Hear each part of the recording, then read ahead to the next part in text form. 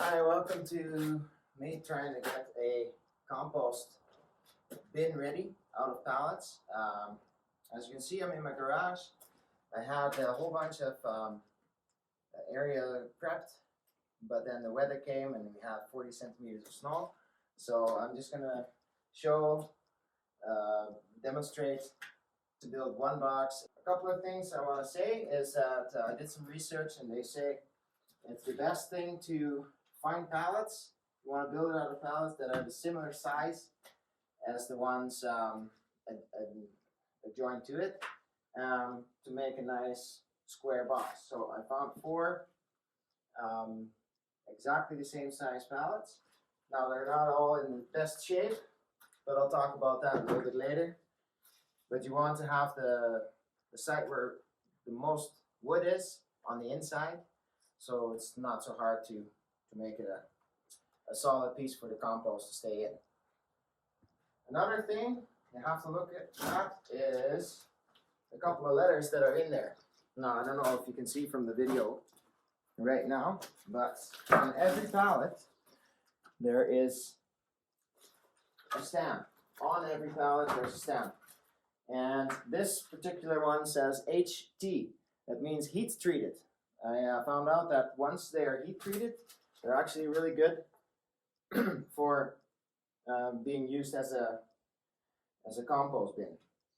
Things you want to avoid are the blue pallets because they've been treated with chemicals, and then you get the chance that those chemicals leak into your compost and then eventually into your soil, into your plants. You don't want that. So look for stamps and raw wood that says HD. Okay, I think the video will go speed up because I'll build the box right now.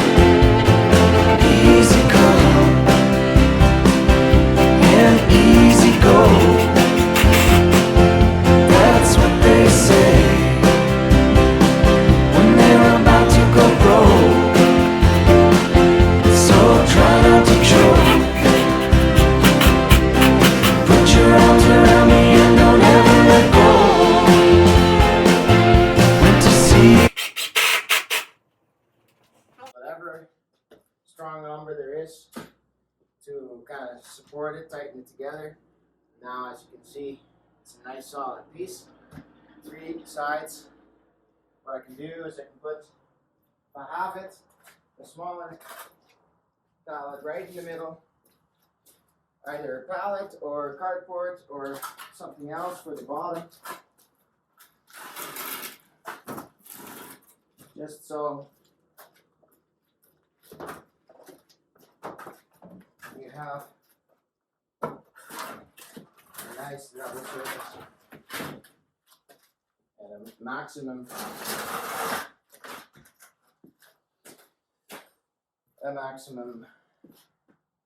airflow. That's important. Okay, as you can see, the snow has melted. Most of it is gone. I talked about it that we got quite a bit of snow.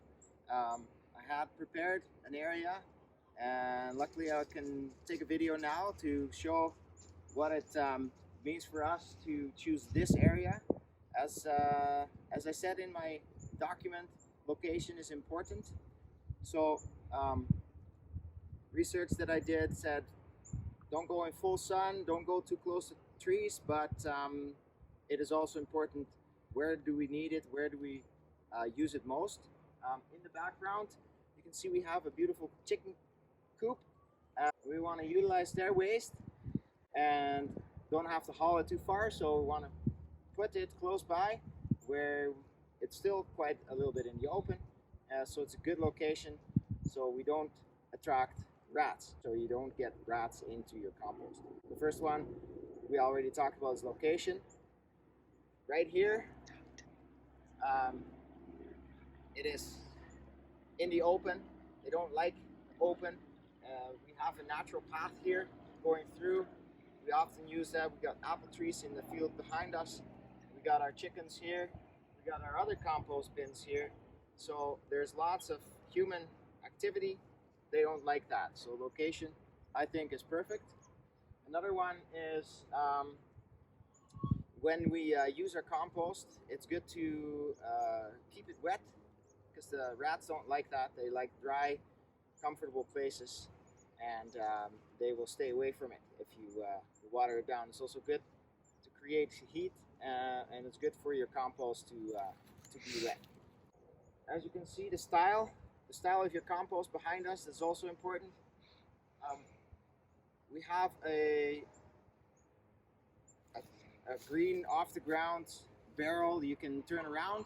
It's really good to have your compost in, because it's really hard for a rat to get in. The only downside is it's obviously much smaller, but it's easy to access, it's easy to turn over, and it's pretty friendly. Another classic style is behind here. Now this one, it's a little bit easier for rats to get into, so it's important to keep turning it over. That's the third and also important thing, to keep the rats away. Keep your compost or turn your compost over so that they don't get in there, because they like undisturbed places. That was so yeah, we moved our pieces here so we could get our pallets in a nice area there. You can see we have our chickens here.